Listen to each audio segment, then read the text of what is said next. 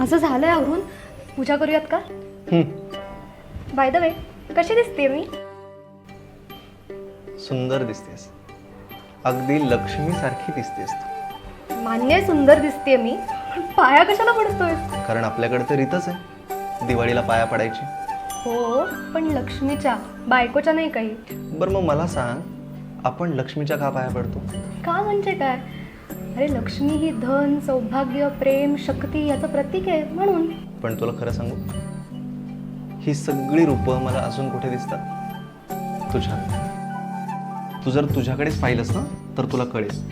संसाराच्या अडीअडचणीत साठवून ठेवलेले पैसे देणारी धनलक्ष्मी. सकाळी मला कितीही लवकर उठून जायचं असलं ना तरी डबा बनवून देणारी तू धान्यलक्ष्मी.